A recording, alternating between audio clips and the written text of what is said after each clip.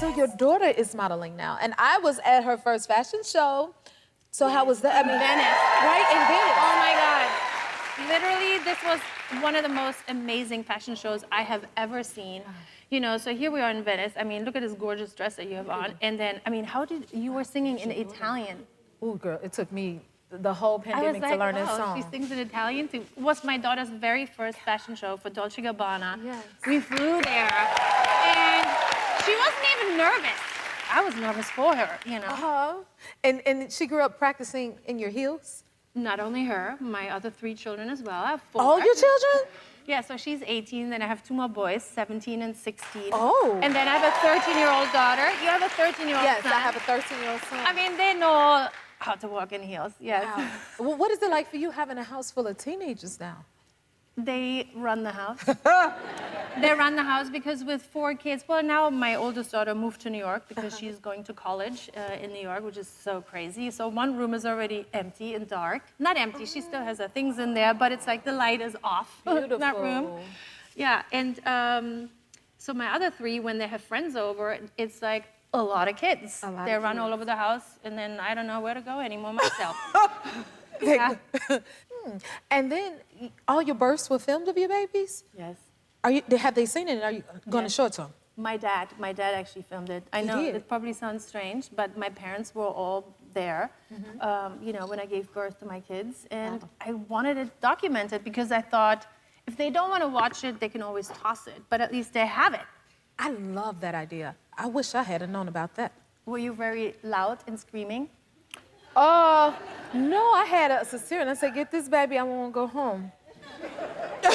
And so, but I wish, that's a special moment because I'm a picture fanatic. Like I still take pictures of every phase, and he like, stop taking pictures because when they get to that teenage age, they don't want you to take pictures. They want to hold on to their image, you know? I have that right now. Why, Mom? Why do you always have to take photos? Right. And I'm like, because later you're going to want to see you at that stage, and obviously if I don't take the photos now, you won't see it.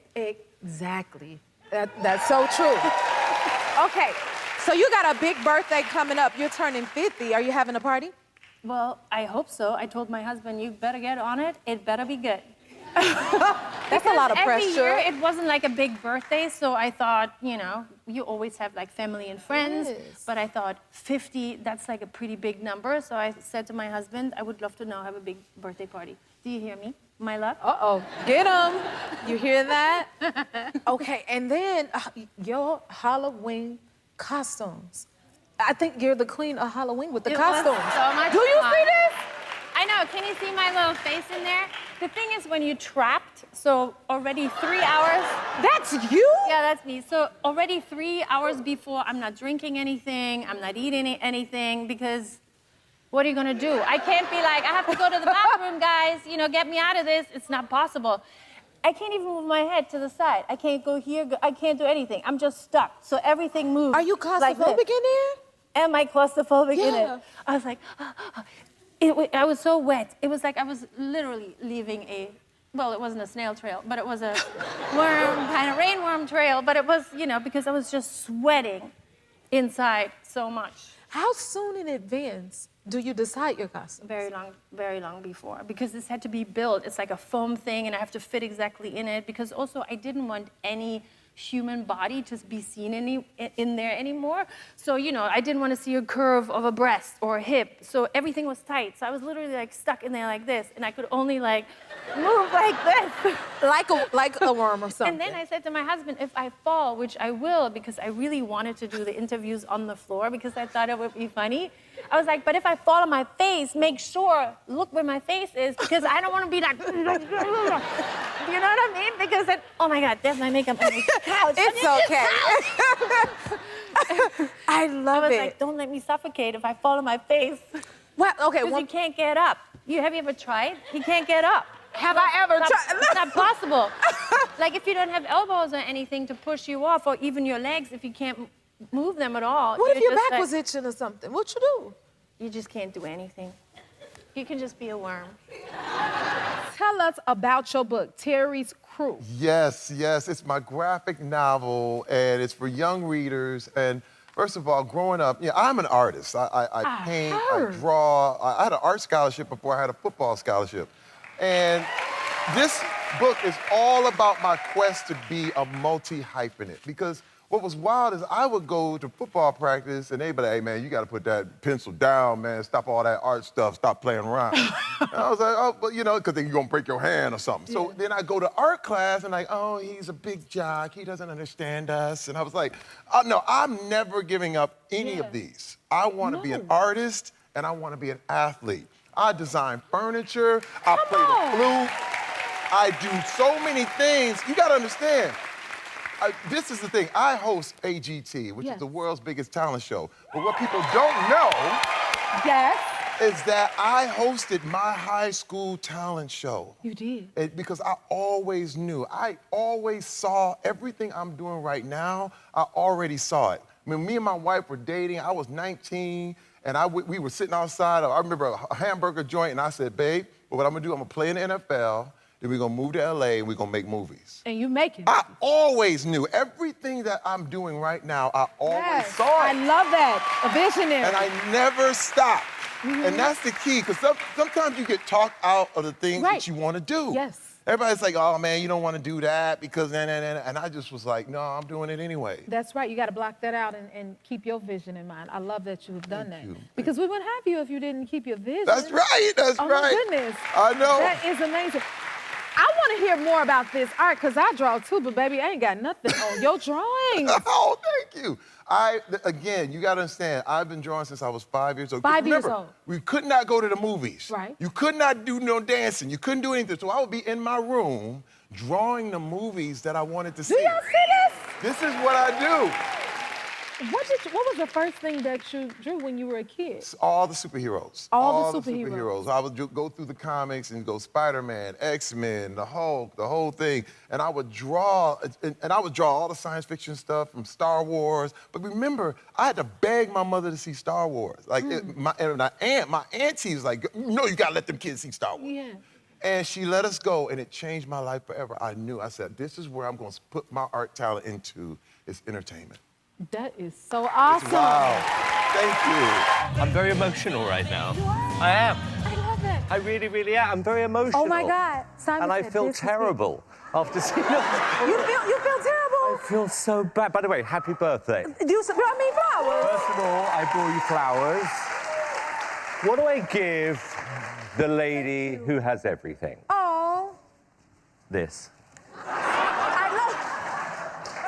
Thank you. I want to sit it. It's sit for it you. right here for me. We'll keep it here. My God, you know, I have to tell you, Jennifer. Come a little closer, Sorry, Simon. I felt very emotional Come on, when I even saw. closer, Simon. I felt. Come on, can I I thought hold you my were going to flowers? slap me after those I tapes. would never smack you. I'm so grateful to have you here. Do you know what? When I got the call, first of all, when I heard that you've got your own talk show, I thought, this is unbelievable, fantastic. And then no, seriously, this is big. First thing I said to Jennifer when I came on, this is big. And then when I was said, would you be the first guest? I'm like, seriously? After what happened? But I've always wanted this opportunity to talk to you about, you know, when we met and just how proud I am of everything you've achieved. And Thank you. Now you're here with your own show. This is amazing, Jennifer. Wow. This is like a Hollywood movie. Wow. You know what?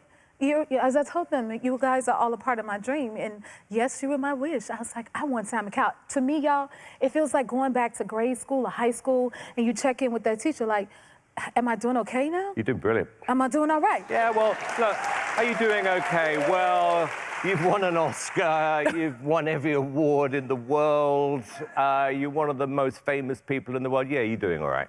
Do you understand what this means? You're doing all right. Imagine going on American Idol, Simon Cowell, like auditioning. So in my mind for that audition, my goal was like, I just want Simon to say that I was a great singer. I wanted, you know, I just wanted to hear from you. Yeah. So to be able to see you, Lord knows how many years it's been? Well, I think it must be about 17, 18 years. Because I was 22, I'm 41 now. Yeah, but that's on this day. You know it's my birthday? I do, of course. But Jennifer, I was your age pretty much when I was on the show, when you were on the show. So we're talking about full circle here. But, you know, all those memories I have right from the beginning is that why was the show so big in those days? It was because of people like you. It was the combination, seriously, it was the combination of talent, determination, and real personality. And even though we had that kind of like banter, you and I, it was always that. I always knew how determined you were, and you were funny, and you took it with grace, because you kind of got it. I always thought that about you. Yes. You got it. But that night, I will never forget.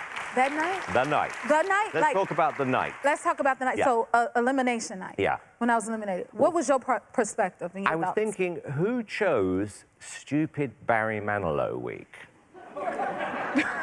Wasn't me. Simon being Simon. Right? You know, because we used to have these themes, Yes. you know, and you would have like movie nights, whatever. I think the theme that night was Barry Manilow week. It wasn't my idea. It was Weekend in New England. Yeah, that's right. And I remember thinking, this is not a great song. It wasn't your fault. And then, of course, what happened.